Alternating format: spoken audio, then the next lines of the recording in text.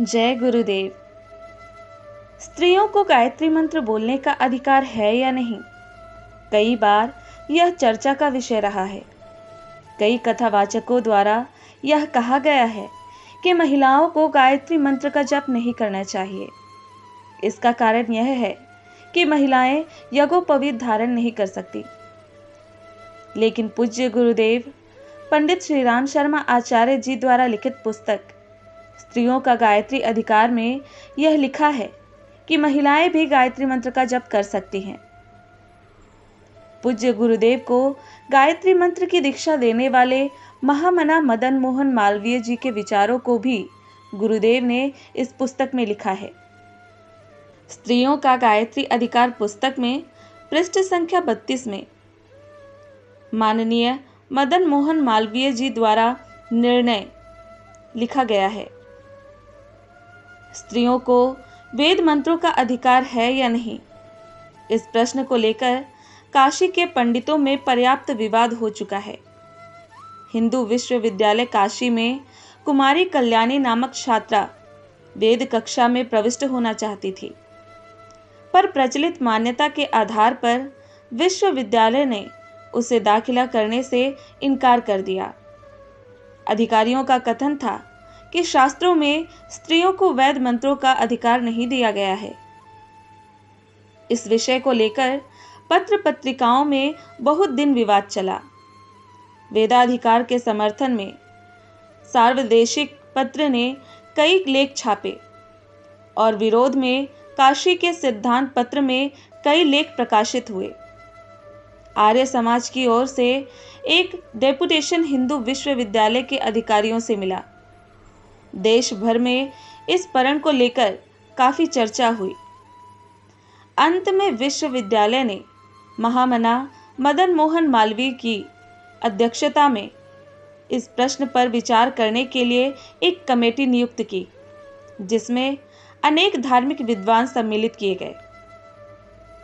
Committee ने इस संबंध में शास्त्रों का गंभीर विवेचन करके यह निष्कर्ष निकाला कि स्त्रियों को भी पुरुषों की भांति वेदाधिकार है।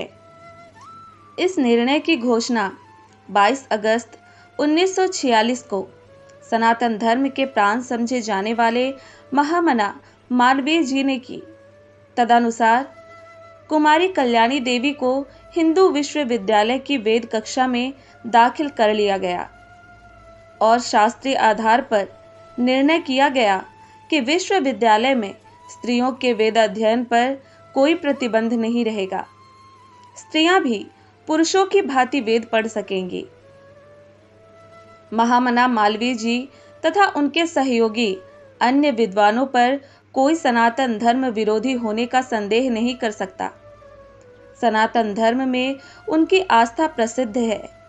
ऐसे लोगों द्वारा इस प्रश्न को सुलझा दिए जाने पर जो लोग गड़े मुर्दे उखाड़ते हैं और कहते हैं कि स्त्रियों को गायत्री का अधिकार नहीं है, उनकी बुद्धि के लिए क्या कहा जाए समझ में नहीं आता।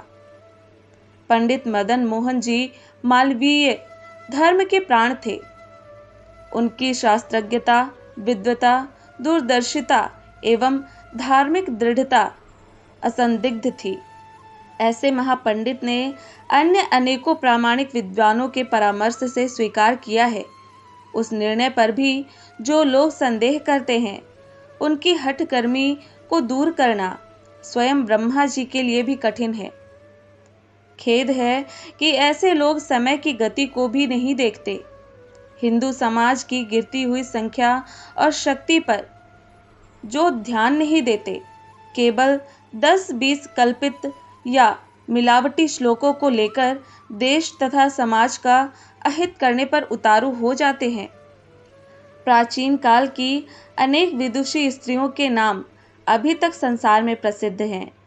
वेदों में 20 स्त्री ऋषियों का उल्लेख मंत्र रचयिता के रूप में लिखा मिलता है, पर ऐसे लोग उधर दृष्टिपात न करके मध्यकाल में ऋषियों के नाम पर स्वार्थी लोगों द्वारा लिखी पुस्तकों के आधार पर समाज सुधार के पुण्य कार्य में व्यर्थ ही टांग अड़ाया करते हैं। ऐसे व्यक्तियों की उपेक्षा करके वर्तमान युग के ऋषि मालवीय जी की सम्मति का अनुसरण करना ही समाज सेवकों का कर्तव्य है। पिछले पृष्ठों पर शास्त्रों के आधार पर जो प्रमाण उपस्थित किए गए हैं, पाठक उनमें से हर एक पर विचार कर सकते हैं। हर विचारवान को यह सहज ही प्रतीत हो जाएगा कि वेद शास्त्रों में ऐसा कोई प्रतिबंध नहीं है जो धार्मिक कार्यों के लिए, सद्ज्ञान उपार्जन के लिए, वेद शास्त्रों का श्रवण मनन करने के लिए रोकता हो। हिंदू धर्म वैज्ञानिक धर्म है, विश्व धर्म है। इसमें ऐसी विचारधारा के लिए कोई स्थान नहीं है जो स्त्रियों को धर्म, ईश्वर, वेद, विद्या आदि के उत्तम मार्ग से रोककर उन्हें अनवनत अवस्था में पड़े रहने के लिए विवश करे। प्राणी मात्र पर अनंत दया एवं करुणा रखने वाले ऋषि मुनि ऐसे निष्ठुर नहीं हो सकते जो ईश्वरीय ज्ञान वेद से स्त्रियों को वंचित रखकर उन्हें आत्म कल्याण के मार्ग पर चलने से रोके। हिंदू धर्म अधिक उदार है, विशेषता स्त्रियों के लिए तो उसमें बहुत ही आदर, श्रद्धा एवं उच्च स्थान है। ऐसी दशा में यह कैसे हो सकता है कि गायत्री उपासना जैसे उत्तम कार्य के लिए उन्हें अयोग्य घोषित किया जाए। जहां तहां 10-5 ऐसे भी श्लोक मिलते हैं जो स्त्रियों को वेद शास्त्र पढ़ने से रोकते हैं। पंडित समाज में उन पर विशेष ध्यान दिया गया है। प्रारंभ में बहुत समय तक हमारी भी ऐसी ही मान्यता रही कि स्त्रियां वेद न पढ़ें, परंतु जैसे जैसे शास्त्रीय खोज में अधिक गहरा प्रवेश करने का अवसर मिला, वैसे वैसे पता चला कि वे प्रतिबंधक श्लोक बनाकर ग्रंथों में मिला दिए गए हैं। सत्य सनातन वेदोक्त भारतीय धर्म की वास्तविक विचारधारा स्त्रियों पर कोई बंधन नहीं लगाती। उनमें पुरुषों की भांति ही स्त्रियों को भी ईश्वर उपासना एवं वेद शास्त्रों का आश्रय लेकर आत्मलाभ करने की पूरी सुविधा है। प्रतिष्ठित गणमान्य विद्वानों की भी ऐसी सम्मति है। साधन और योग की प्राचीन परंपराओं के जानकर महात्माओं का कथन भी यही है कि स्त्रियां सदा से गायत्री की अधिकारिणी रही हैं। स्वर्गीय मालवीय जी सनातन धर्म के प्राण थे।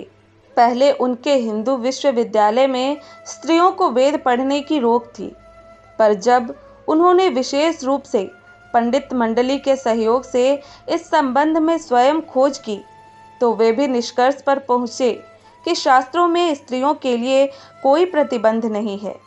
उन्होंने रूढ़िवादी लोगों के विरोध की रत्ती भर भी परवाह न करके हिंदू विश्वविद्यालय में स्त्रियों को वेद पढ़ने की खुली व्यवस्था कर दी। दोस्तों, आशा है कि इस वीडियो को देखकर आपको यह पता चल गया होगा कि स्त्रियों को भी गायत्री मंत्र पढ़ने का अधिकार है। यह वीडियो आपको कैसी लगी हमें कमेंट में ज़रूर बताएं। धन्यवाद।